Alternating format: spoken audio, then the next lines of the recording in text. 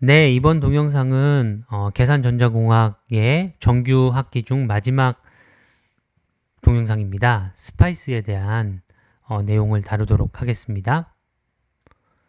오늘의 목표는 다음과 같이 매우 간단한 볼티지 디바이더 문제를 푸는 것입니다. 다음과 같은 넷리스트 파일이 주어져 있을 때 이 문제를 DC 해석을 하는 것이죠.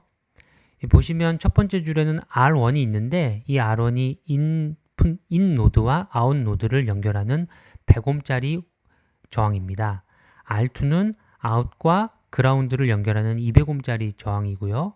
그리고 Bin이라는 볼티지 소스가 있는데 이것이 인풋과 그라운드 사이에 1V로 인가가 되어 있습니다.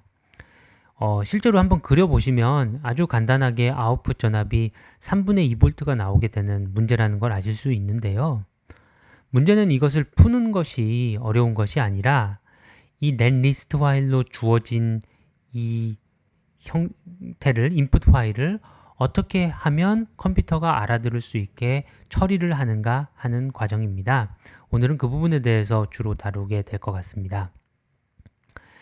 기본적으로 우리의 문제는 그렇게 어려운 문제가 아니죠. KCL을 적용을 하면 되는데요. KCL을 어떻게 정의를 할 건가, 어디에 정의를 할 건가 하는 것이 중요하겠습니다. 넷리스트 파일이 숫자를 먹여서 나오는 것이 아니고요. in, out이라든지 우리가 사용자가 생각할 수 있는 아무 알파벳 글자를 넣어도, 알파벳 글자가 아니라 어떤 스트링을 넣어도 다 동작을 해야 되기 때문에 이것을 숫자로 변환하는 정수 인덱스로 변환하는 과정이 필요하게 되고요. 우리 얘 같은 경우에는 예를 들어서 노드 이름들의 테이블을 만들어 본다면 0, in, out 이런 식의 테이블을 만드는 과정이 필요하겠습니다.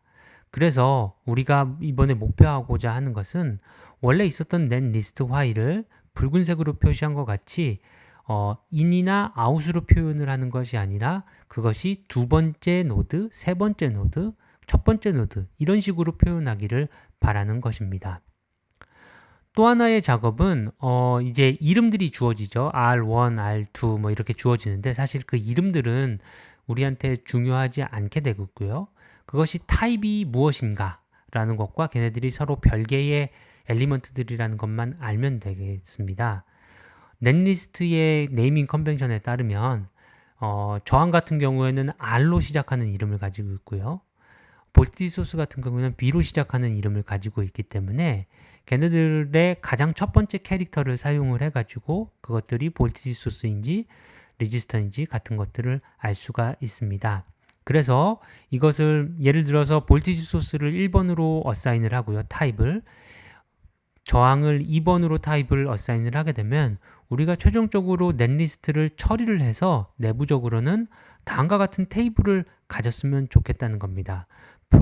파란색으로 나타나 있는 것이 타입에 대한 부분이고요. 그다음에 붉은색으로 나타나 있는 것들이 처리가 된 노드 인덱스가 되겠습니다. 그래서 이걸 실제로 구현하는, 그러니까 넷리스트를 처음에 읽어드리는 파트까지 한번 구현한 것을 보면요. 처음에 test.sp라는 그런 파일을 input 파일 이름으로 지정을 하고요. 물론 test.sp에는 우리가 지금 생각하고 있는 input 파일이 입력이 돼 있어야 되겠죠. 그리고 그 다음 단계에서는 이거를 읽어드립니다. fopen 명령을 사용을 해서요. 그리고 가장 마지막 줄에 우리가 최종적으로 사용하고 싶은 엘리먼트 테이블이라는 것을 그냥 null array로 만들어 주고요. 그리고 노드 같은 경우에는 그라운드는 언제나 존재하기 때문에 그라운드만 존재하는 형태로 설정을 해주게 됩니다. 우리가 이제부터 하려고 하는 것은 넷리스트 파일을 읽어가면서 새로운 노드가 있으면 그 새로운 노드를 노드 테이블에 붙여주는 것이고요. 그렇게 한 다음에 만들어진 노드 테이블을 바탕으로 해서 엘리먼트들에게 내가 in 노드라고 하면 in 노드가 노드 넘버 2니까 노드 인덱스 2니까 그걸 in이라는 값을 in 대신에 숫자 2를 대입하게 되는 이런 과정을 거치게 되겠습니다. 자, 여기서 나타내는 것이 바로 노드 테이블을 만들어내는 과정이고요. 예, FEOF라는 것은 파일이 끝나기 전까지 계속 작업을 수행하라는 뜻인데 f get l은 이것을 한 줄 한 줄을 읽으라는 뜻이고요. 한 줄 한 줄을 읽는데 걔네들이 이제 공백 문자까지 다 포함을 해서 읽게 되기 때문에 str 스플릿을 사용을 해가지고 그것들을 이렇게 4개의 서로 다른 공백으로 분리된 값으로 나눠주게 되고요.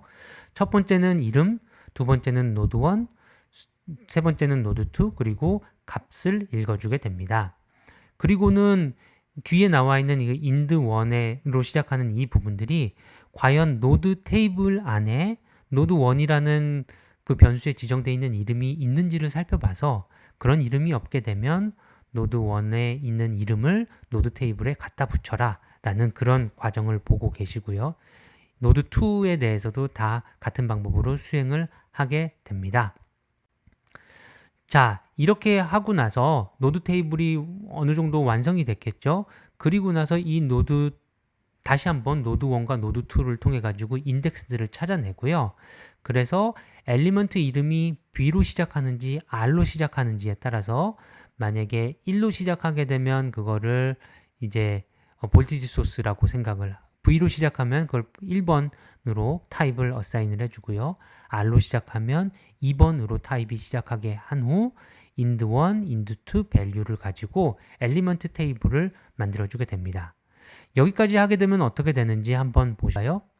실제로 이 while을 그 test.sp에 대해서 처리를 시켰을 때 다음과 같이 나타나게 됩니다. 노드 테이블 자체는 0, in, out을 포함하고 있는 그런 값으로 얻어지게 되고요. 엘리먼트 테이블 같은 경우에는 우리가 원하는 값으로 타입은 1이니까 저항, 그 다음에 볼티지 소스가 되고요. 그 다음에 노드 인덱스들은 원래 in, out이었던 부분이 2하고 3 이렇게 변형이 되어 있습니다. 이제 이 엘리먼트 테이블을 사용을 해서 우리는 자코비안 매트릭스와 레지듀얼 벡터를 구해서 그걸 가지고 솔루션을 구하려고 하고 있습니다. 이 부분을 설명을 드리도록 하겠습니다. 먼저 unknown variable을 어사인을 해야 될 텐데요. 이걸 어사인을 하는 것은 뭐 임의의 방법이 있겠지만 저는 다음과 같은 방법을 사용했습니다. 터미널 1과 터미널 2에 대한 커런트를 먼저 어사인을 하고요. 볼티지 터미널 1과 터미널 2에 대한 볼티지를 그 다음에 어사인을 합니다. 그래서 각각의 엘리먼트 내부에서는 1, 2, 3, 4에 해당하는 숫자들이 i1, i2, b1, b2와 같이 쓰여지게 될 것이고요. 물론 이것이 전체 unknown variable로 이루어진 벡터에서 몇 번째에 해당하는지는 따로 고려를 해주어야 됩니다. 전체 unknown variable의 개수는 우리가 지금 투터미널 디바이스만 생각을 하고 있기 때문에 각각의 엘리먼트들이 4개씩의 변수를 주게 되겠고요. 그래서 엘리먼트의 숫자 곱하기 4만큼을 하게 되면 그게 unknown variable의 숫자가 될 거고 거기에 추가적으로 노드 볼티지를 구해줘야 되니까 노드 볼티지의 숫자까지 더해주면 되겠습니다. 우리가 생각하고 있는 test.sp의 경우에는 엘리먼트가 3개가 있거든요. 그래서 12개의 unknown variable들이 엘리먼트에 배정이 되게 돼 있고요. 그 다음에 노드 볼티지가 3개가 있기 때문에 3개를 더하면 15개의 unknown variable들이 전체로 구해지게 되어 있습니다. 저항에 대해서는 다음과 같은 그 4개의 미지수에 대해서 다음과 같은 4개의 방정식을 사용해 주는데요. 오메 법칙, 붉은색으로 표시한 오메 법칙은 저항의 특별한 것이고요. 나머지 것들은 다 공통된 것들입니다. 공통된 것들을 먼저 보면요. 그러니까 터미널 1의 전류와 터미널 2의 전류를 더하면 0이 돼야 된다. 결국 I2는 I1에다 마이너스 1을 곱한 것이다. 이런 식이 하나가 있게 되고요. 또 하나는 터미널 전압은 연결된 노드 전압과 같다. 터미널 2의 전압도 터미널 2에 연결된 노드 전압과 같다. 이런 것들을 사용을 해주게 되고요. 또한 KCL에 각각의 터미널들이 기여를 하게 되어 있습니다. 볼티지 소스 같은 경우에도 다 동일한데요. 다만 오메 법칙 대신에 볼티지의 디퍼런스, B1과 B2의 차이가 주어진 그 소스 전압하고 똑같아야 된다라는 것을 식을 써주면 되겠고요. 그것은 여기에 붉은색으로 표기를 했습니다. 그래서 실제 구현하는 코드를 한번 보도록 할까요? 구현하는 코드 자체는 꽤 길기 때문에 빠르게 넘어가도록 하겠습니다. 근데 먼저 여기서 엘리먼트가 몇 개가 있는지 판단을 하고요. 그리고는 거기다 4를 곱해가지고 엘리먼트에 배정되어 있는 숫자들을 unknown variable들의 숫자를 구합니다. 이것을 노드 옵셋이라 부른 이유는 먼저 엘리먼트들에 대해 가지고 그 배정을 하고 난 다음에 가장 끝에 노드 볼티지들이 들어가기 때문에 그 첫 번째 노드 볼티지의 실제로 인덱스는 1번이 아니라 그 전에 있었던 엘리먼트 와이즈한 미지수들에 대한 숫자를 다 더해 주어야 되거든요. 그래서 노드 볼티지 입장에서 노드 옵셋이라는 표현을 썼습니다. 그리고 노드의 숫자는 노드 테이블의 사이즈로부터 얻을 수가 있고요. 그래서 전체 숫자는 그 두 개를 합치면 전체 사이즈가 되겠습니다. 전체 사이즈를 알고 있기 때문에 자코비안 매트릭스와 레지듀 그리고 솔루션 벡터도 다 n 토탈에 의해서 결정이 될 수가 있고요.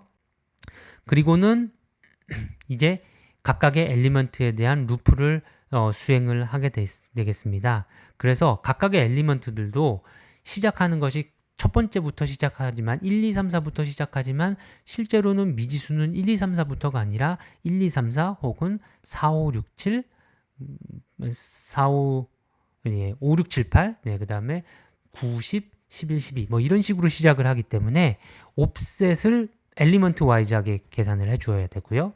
그리고 타입과 노드 1과 노드 2에 대한 인덱스들 그리고 밸류들을 이렇게 나중에 사용하기 위해서 추출을 해냅니다. 그리고는 첫 번째 이퀘이션, 오메 법칙이라든지 혹은 볼티지 디퍼런스를 구현하는 부분인데요. 이 부분은 시간 관계상 생략을 하도록 하고요. 네, 한번 잘 살펴보시길 바랍니다. 그리고 나머지 공통된 뭐 볼티지 소스라든지 저항이든지 관계없이 공통된 부분들이 또 이렇게 주어지게 되어 있고요. 그리고 마지막으로 이들이 각각의 엘리먼트들이 자신의 KCL에 어떻게 기여를 하는지들이 나타나 있습니다. 여기까지 해서 중간에 AND가 끝나면은 엘리먼트 와이즈한 for loop이 끝나게 되고요. 하지만 한 가지 더 조심해 주셔야 될 건 그라운드 노드 같은 경우에는 특별한 노드이고 그 노드는 KCL을 적용을 하는 것이 아니고 그 노드의 전압은 0으로 결정이 돼 주어야 합니다. 그래서 저기 퍼센트하고 그라운드라고 쓰여져 있는 부분 밑에 있는 부분이 바로 그 전에 있었던 KCL을 지워주고요. 그 다음에 볼티지가 그라운드 볼티지는 0이다 라는 것을 인가를 해주는 부분입니다. 그리고 마지막 줄에 자코비안과 레지듀를 가지고 솔루션을 구하게 되는 것이고요. 솔루션을 보기 전에 한번 자코비안의 패턴을 보도록 하겠습니다. 이 자코비안의 패턴, 스파시티 패턴을 보고 계신데요. 이 스파시티 패턴은 점으로 파란색 점으로 나타나는 부분이 0이 아닌 엘리먼트 엔트리들이 있는 것이고요. 나머지 부분들은 다 0이라는 뜻입니다. 제가 여러분들의 편의를 위해서 상자들을 그려 보았는데요. 이 상자들이 각각 하나하나의 엘리먼트들에 대한 R1, R2, V인에 대한 상자들이고요. 그리고 마지막에 있는 넓은 상자는 바로 KCL에 대한 상자들입니다. 한번 이 동영상을 중간에 포즈를 하시고요. 그 각각이 어떤 물리적인 의미를 가지고 있는지를 보실 수 있을 거고요. 심지어 이것이 익숙해지면 나중에 이거를 식으로 줄줄 읽을 수도 있게 될 것입니다. 그래서 최종적으로 솔루션 벡터를 표현을 하면 다음과 같이 15개의 엘리먼트를 가지고 엔트리를 가지고 있는 벡터가 나오게 되고요. 상자로 표시한 것처럼 첫 번째 4개는 바로 터미널 R1에 대한 터미널 커런트와 터미널 볼티지를 나타내고 있습니다. 처음 2개가 터미널 커런트고요. 3.3mA가 흐르고 있다는 것을 아실 수가 있고요. 노드 전압은 터미널 전압은 인 쪽에 연결되어 있는 것은 1V 그리고 아웃 쪽에 연결되어 있는 것은 3분의 2V라는 것을 아실 수가 있습니다. 다른 엘리먼트들이나 노드 볼티지에 대해서도 확인을 해 보실 수가 있습니다. 네, 이렇게 오늘 계산전자공학의 마지막 동영상을 정규 학기의 마지막 동영상을 업로드하였습니다. 오늘은 스파이스 넷 리스트를 어떻게 처리를 하여서 그래서 간단한 예지만 풀 수 있는가를 보여드렸고요. 이것은 제가 보기에 간단한 볼티지 디바이더를 사용했지만 이 코드를 사용해서 임의의 복잡한 저항 네트워크를 해석을 하실 수 있을 것입니다. 앞으로도 계산전자공학 관련한 동영상을 부정기적으로 업데이트를 하도록 하겠습니다. 한 학기 동안 수고 많이 하셨습니다. 감사합니다.